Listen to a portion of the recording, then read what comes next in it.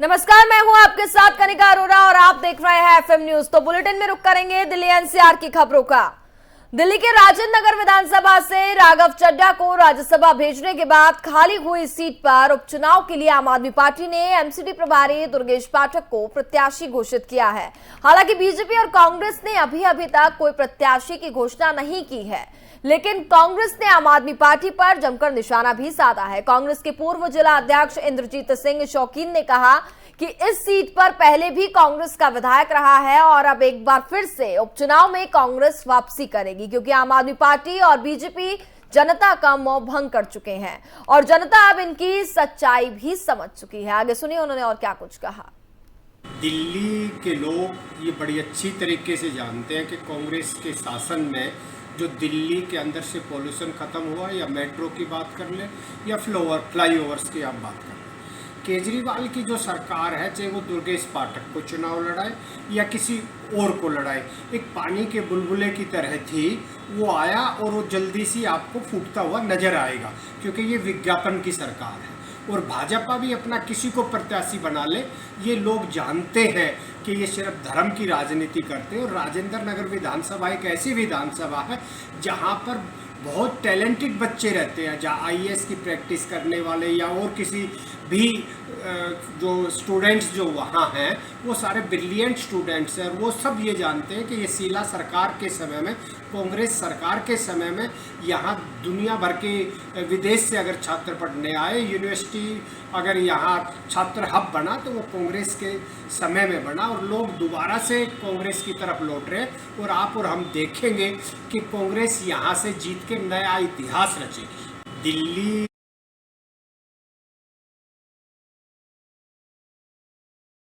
के राजेंद्र नगर विधानसभा से राघव चड्ढा को राज्यसभा भेजने के बाद से खाली हुई सीट पर उपचुनाव के लिए आम आदमी पार्टी ने एमसीडी प्रभारी दुर्गेश पाठक को प्रत्याशी घोषित किया है।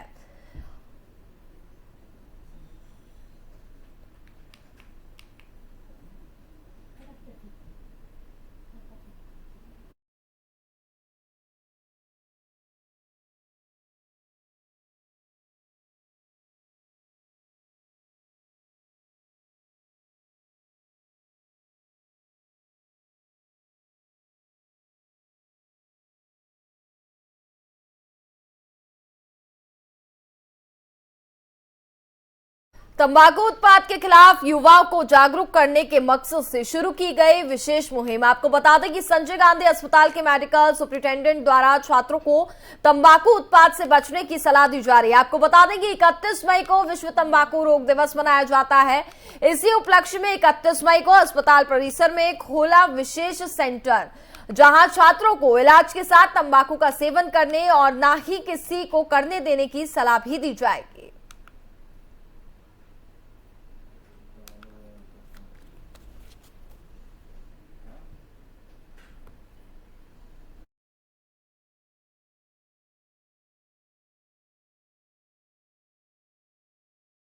Actually world no tobacco day है 31 मई को।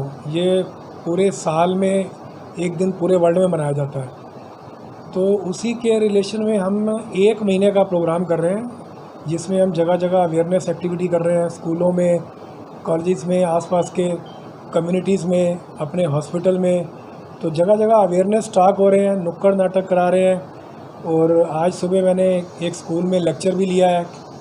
तो उसमें जो हमारा मकसद है कि जो युवा हैं, स्कूल गोइंग चिल्ड्रन और कॉलेज गोइंग चिल्ड्रन हैं, उनको इस लत से बचाया जाए और उनको ये बताया जाए कि ये जो एडवर्टीज़मेंट्स होती हैं, मिथ्या एडवर्टीज़मेंट हैं, जो बॉलीवुड स्टार्स और क्रिकेट स्टार्स पान मसाला के रूप में या इलायची के रूप में टोबैको प्रोडक्ट्स को प्रमोट करते हैं, तो उनको बताया जाए कि वो गलत है। क्योंकि ये स्टूडेंट्स, यूथ हैं, ये इन स्टार्स को अपना गॉड की तरह मानते हैं, उनको ब्लाइंडली फॉलो करते हैं। तो अभी जो रिसेंटली आपने देखा कि कुछ एक पर्टिकुलर पान मसाला इलायची के रूप में हमारे बॉलीवुड स्टार अमिताभ बच्चन जी, अक्षय कुमार जी और रणवीर सिंह ये एडवर्टीज़मेंट कर रहे थे। तो अब इसमें प्रॉब्लम ये है कि ये एडवर्टीज़मेंट करने के बाद ये कहते हैं कि भाई हमें पता नहीं था कि ये टोबैको प्रमोट हो रहा है और ये किलर प्रोडक्ट है। और फिर ये कहते हैं कि भाई हम आगे से नहीं करेंगे, परंतु ये अपना कॉन्ट्रैक्ट ब्रेक नहीं करते, जिसकी वजह से मानने के बावजूद भी, अपॉलोजी करने के बाद भी इनकी जो ऐड है वो चलती रहती है। अमिताभ बच्चन जी की भी ऐड चल रही है अभी तक, अक्षय कुमार जी की भी ऐड चल रही है, जबकि दोनों ने अपॉलोजी सबमिट की है।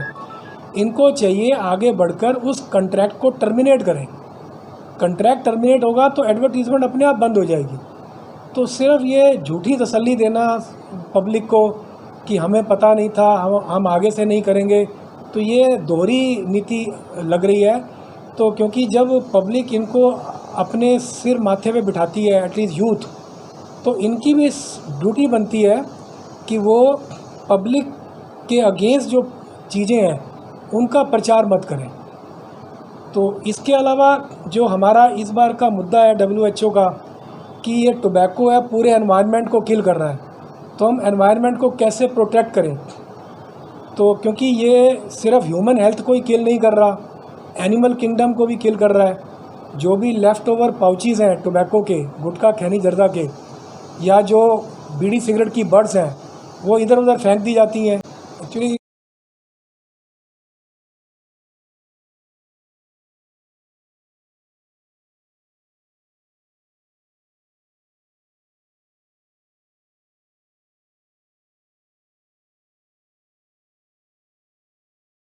नोएडा दंगों को नियंत्रित करने में इस्तेमाल होने वाले आंसू गैस के अचानक फट जाने से नोएडा के कोतवाली 24 में हड़कंप मच गया। आपको बता दें कि गोलों से निकली गैस ने पुलिसकर्मियों के आंसू निकाल दिए। वहीं पुलिसकर्मी ने मुंह ढककर और कई तरीकों से गैस पर काबू पाया। अब सवाल ये खड़ा होता है कि यह हादसा कैसे हुआ। वहीं नोएडा जोन ए के एसडीएपी रणविजय सिंह ने इस मामले पर क्या कुछ कहा, आपको सुनाते हैं। देखिए, 26 की रात में सेक्टर 24 थाना परिसर में एक कमरे में, जहाँ पे टीयर गैस के सेल्स रखे हुए थे, वहाँ पे चूँकि काफ़ी गर्मी पड़ रही है, उसी के चलते जो टीयर गैस के सेल्स थे उसमें से गैस लीक किया और लगभग 10-15 सेल्स थे, उसमें एक साथ लीक होने से काफ़ी धुआं हुआ, काफ़ी गैस आया। उसके बाद जब से ही नीचे लोगों को पता चला, तत्काल सब लोग गए वहाँ पे। जो उस कमरे की जो खिड़की और दरवाजे उसको खोल दिया गया। उसके बाद ये जो स्मोक और गैस था वहाँ से निकल गया। किसी को कोई उसमें से प्रॉब्लम नहीं हुई और वहाँ पे आग लगने जैसी कोई बात नहीं, जैसा कि कुछ सोशल मीडिया में बताया जा रहा है, ऐसी कोई बात नहीं हुई थी। और उसमें बाकी जो उसमें अन्य जो बचे हुए थे उनको व्यवस्थित कर लिया गया है और बाकी चीज़ों को दिखा गया वहाँ पर। देखिए, जहांगीरपुरी से जीटी के डिपो तक केमिकल का गंदा पानी जमा होने से लोगों को आने जाने की बेहद दिक्कतें होती हैं। आपको बता दें कि कई ग्रामीणों का दावा यह भी है कि केमिकल के पानी से चर्म रोग भी होने लगा है। आपको बता दें कि गंदा पानी आसपास की फैक्ट्रियों से निकलता है, जो कि कई महीनों से रोड पर जमा हो जाता है, लेकिन अभी तक प्रशासन की तरफ से इस मामले पर कोई भी कार्रवाई नहीं की गई है।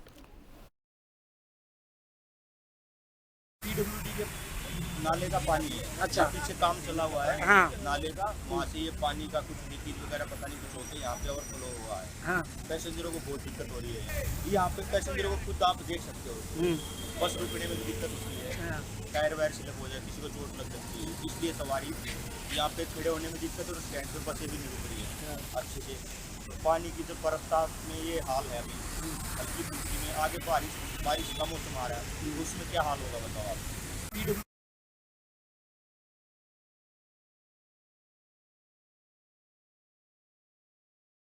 पर हमारे साथ ज्यादा बातचीत करेंगे हमारे संवाददाता संजय सिंह। संजय, जहां एक और अगर हम बात करें तो देश की राजधानी दिल्ली में कई इलाके ऐसे भी हैं जहां पर लोग बेहद परेशान हैं और बताया जा रहा है कि केमिकल के गंदे पानी की वजह से लोगों को कई दिक्कतें हो रही हैं, जिसके बाद से प्रशासन पर तमाम सवाल भी खड़े हो रहे हैं।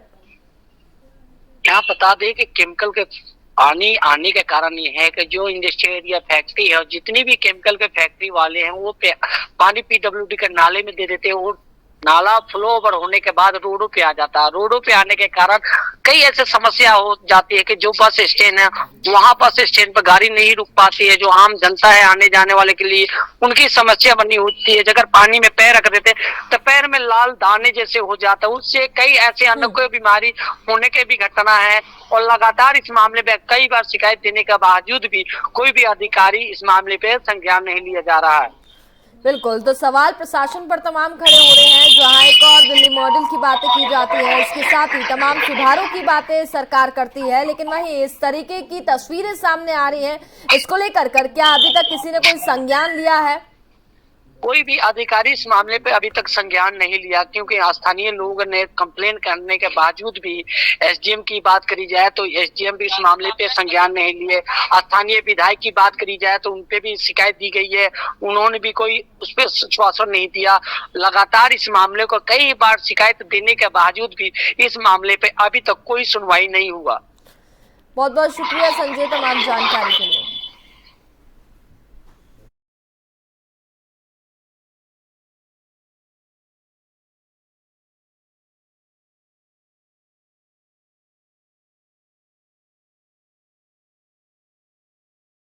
पीडब्ल्यूडी के नाले का पानी है। अच्छा, पीछे काम चला हुआ है। हाँ। नाले का वहाँ से ये पानी का कुछ लीकेज वगैरह पता नहीं कुछ होते यहाँ पे ओवरफ्लो हुआ है। हाँ। पैसेंजरों को बहुत दिक्कत हो रही है। यहाँ पे पैसेंजरों को खुद आप देख सकते हो, बस रुकने में दिक्कत होती है, टायर वायर स्लिप हो जाए, किसी को चोट लग सकती है, इसलिए सवारी यहाँ पे खड़े होने में दिक्कत और स्टैंड पर बसें भी नहीं रुक रही है अच्छे से।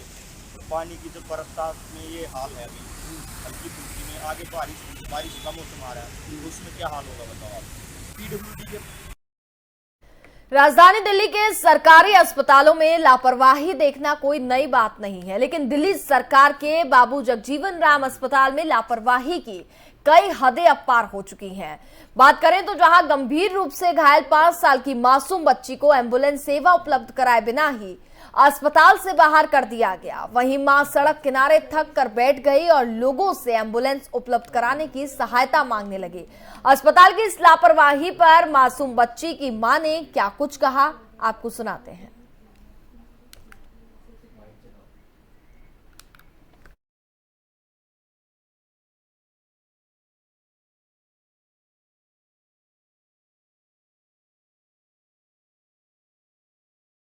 दिल्ली से ये तस्वीरें सामने आ रही है जहां इतनी बड़ी लापरवाही जो है वो अस्पताल में देखने को मिल रही है और इस वजह से लोगों को कई दिक्कतों का सामना भी करना पड़ता है। तो राजधानी दिल्ली से इस तरीके की तस्वीरें सामने आ रही हैं। जगजीवन राम अस्पताल से ये लापरवाही की तस्वीरें सामने आई है जहां गंभीर रूप से घायल 5 साल की मासूम बच्ची को एम्बुलेंस सेवा उपलब्ध कराए बिना ही अस्पताल के उसे बाहर कर दिया गया है। तस्वीरें आप देख सकते हैं कि मां किस तरीके से सड़क पर बैठ करके एम्बुलेंस के लिए लोगों से गुहार लगाती हुई नजर आई, लेकिन किसी ने उस मां की एक बात नहीं सुनी। वहीं मां सड़क किनारे थक कर बैठ गई और लोगों से एम्बुलेंस उपलब्ध कराने की सहायता मांगती रही, लेकिन किसी ने भी उसकी नहीं सुनी।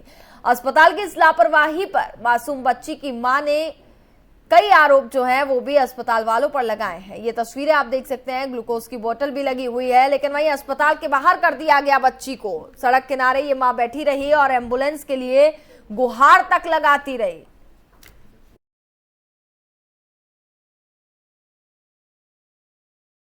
और हमारे साथ ज्यादा बातचीत करने के लिए हमारे संवाददाता अजीत कुमार इस वक्त जुड़ गए हैं। अजीत, देश की राजधानी दिल्ली से इस तरीके की तस्वीरें सामने आना जहां एक और दावे ये किए जाते हैं कि अस्पतालों में हमने बहुत सुधार कर दिया है, लेकिन तस्वीरें जो आई हैं उसमें साफ तौर पर देखा जा रहा है कि कितनी बड़ी लापरवाही है। मां सड़क किनारे बैठी है, रो रही है और एम्बुलेंस तक उसको नहीं दी गई है। जी बिल्कुल बताना चाहूंगा, दिल्ली के जहांगीरपुर स्थित ये बाबू जगजीवन राम अस्पताल का मामला सामने आया है, जहां पर जो कहीं ना कहीं न केवल अस्पताल की लापरवाही दिखा रहा है, बल्कि अस्पताल की लापरवाही के साथ साथ इंसानियत को भी शर्मसार करने वाला मामला सामने आया है, जहां एक 5 साल की बच्ची को ग्लूकोज की बोतल लगाकर बिना एम्बुलेंस के ही बाहर भेज दिया और सड़क किनारे बाहर एम्बुलेंस के लिए उसके परिजन जो हैं वो इंतजार करते रहे, लेकिन किसी ने कोई मदद नहीं की। कुल मिलाकर के ये न केवल लापरवाही बल्कि एक इंसानियत को शर्मसार करने वाला मामला भी दिख रहा है। बिल्कुल, लेकिन इस पूरे मामले पर बात करें तो अस्पताल प्रशासन का क्या कुछ कहना है? क्या किसी इस मामले पर किसी अधिकारी ने संज्ञान लिया? कुछ अपडेट आपको मिल पा रहा है? जी बिल्कुल बता चाहूँगा, अभी इस मामले में अधिकारियों से कोई बातचीत नहीं हो पाई है, क्योंकि कहीं ना कहीं आज रविवार होने की वजह से भी जो अधिकारी हैं वो सामने नहीं है, जिसकी वजह से किसी भी अधिकारी से भी इस मामले में बातचीत नहीं हो पाई है। जी अजीत, बहुत बहुत शुक्रिया तमाम जानकारी के लिए।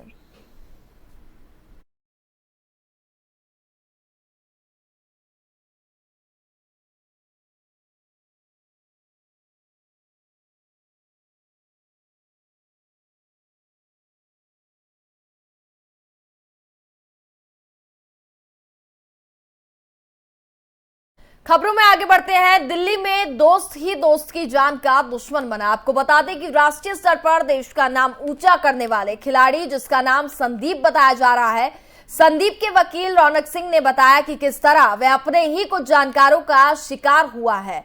एडवोकेट रौनक सिंह ने यह बताया कि संदीप के दोस्तों ने उस पर कई बार जानलेवा हमला किया। इस मामले पर संदीप के वकील ने पुलिस की कार्यशैली पर भी सवालिया निशान खड़े किए हैं। उन्होंने कहा कि कोर्ट में केस होने के बावजूद भी पुलिस इस मामले में भारी लापरवाही कर रही है। संदीप के वकील ने इस मामले में एक सरकारी अस्पताल के डॉक्टर पर भी पद का दुरुपयोग करने कर लापरवाही का भी आरोप लगाया है। वहीं वकील रौनक सिंह ने आगे क्या कुछ कहा, आपको सुनाते हैं। सर, मेरा नाम है एडवोकेट रौनक सिंह और मैं संदीप का मेन काउंसिल हूँ। अभी उनके जो केसेस चल रहे हैं 30 जारी और रोहिणी में चल रहे हैं हाल फिलहाल, उनके ऊपर पहले भी कई बार अटैक हो चुके हैं और अभी हाल फिलहाल में ही 2 दिन पहले उनके साथ अटैक हुआ है उद्योगनगर मेट्रो स्टेशन पे। पुलिस कोई कार्रवाई नहीं कर रही है, अब तक किसी तरह का साथ नहीं दे रही। सिक्योरिटी मांगी, वो नहीं दे रही है। हमने एप्लीकेशन लगाई, उसमें रिप्लाई दे दिया कि इसको सिक्योरिटी की ज़रूरत नहीं है, इस पर कोई अटैक नहीं हो रहा, ये फॉल्स एलिगेशन लगा रहा है। जबकि हमने सबूत के साथ कोर्ट में सारा कुछ पेश किया है।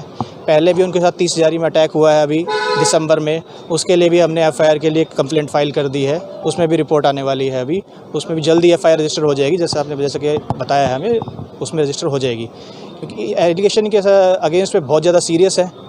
3 ही एक्यूज़ड हैं जो बार बार इन पे अटैक करवा रहे हैं, अजय मीना और इनके साथी हैं, और अपने साथियों को बाकी इनके घर भी भेजते रहते हैं। उनके खिलाफ भी NCR कटवाई हैं, कंप्लेंट्स की हैं, लेकिन पुलिस कोई एक्शन नहीं ले रही अभी तक। क्या रवैया है पुलिस की तरफ से, क्या कहना होता है पुलिस का? सर, पुलिस कहती है कि हमारे पास क्या तुम्हारा ही केस है जो हम सारा दिन तुम्हारा ही देखते रहे, बार बार तुम कंप्लेंट करते रहते हो। अब कोई एग्रीड पर्सन है वो कंप्लेंट तो करेगा ही, नहीं तो कहाँ जाएगा, पुलिस के अलावा और कहाँ जाएगा। तो एक मतलब इस तरीके का मामला कई बार पहली बार ऐसा देखने को लगा, कोर्ट में होने के बावजूद भी पुलिस उस पर कोई कार्रवाई नहीं कर पाती। जी, और ऐसा है कई 1-2 केसेस जो इनके करवा रखे हैं, इन्होंने FIR रजिस्टर कर रखी है, उसमें अब तक चार्जशीट भी फाइल नहीं कर रहे हैं। हमने उसमें एप्लीकेशन लगाई है स्टेटस रिपोर्ट के लिए, उसमें भी चार्जशीट फाइल नहीं कर रहे अभी तक। मतलब पुलिस अपनी धड़ल्ले से मनमानी कर रही है, कोई किसी तरह कोई काम करके खुश नहीं है। तो पुलिस के ऊपर कुछ आपने अभी तक कोई ऐसा? सर, मैंने कंप्लेंट फाइल कर रखी है, SHO साहब के खिलाफ भी कंप्लेंट फाइल कर रखी है, और जो अभी इनके साथ 30 जारी में अटैक हुआ था वहाँ पर कुछ डॉक्टर्स ने भी इनके साथ गलत किया, ट्रीटमेंट प्रॉपर नहीं दिया है, विदाउट ट्रीटमेंट के उनको हॉस्पिटल से बाहर निकाल दिया, उनको भी मैंने मुलजिम बनाया है। अच्छा, ऐसा इस बात पे सामने आया जाए, संदीप जी का कहना है कि आसफ अली हॉस्पिटल में जब MLC हुआ तो नो इंजरी लिख करके दी जाए, जबकि कुछ अदर हॉस्पिटल में गए तो उसमें MLC में। बिल्कुल सर, उसमें मैं उनके बता रहा हूँ, उनके खिलाफ भी मैंने कंप्लेंट फाइल कर दी है। डॉक्टर्स के खिलाफ 2 डॉक्टर्स हैं, उनके खिलाफ कंप्लेंट फाइल कर दी है, और जो वहाँ के IO थे उनके खिलाफ कंप्लेंट फाइल की है। उनके उसमें उन्होंने नो इंजरीज लिख दिया और कुछ बॉडी के अंदर कोई इंजरी नहीं है, जबकि उन्होंने दूसरे हॉस्पिटल से ट्रीटमेंट कराया तो उनको पता चला कि उनकी बॉडी में, नेक में, चेस्ट में और हैंड में अभी तक नीडल्स अंदर ही है। सर, मेरा नाम। और इसी के साथ फिलहाल इस बुलेटिन में बस इतना ही। देखते रहिए FM न्यूज़। नमस्कार।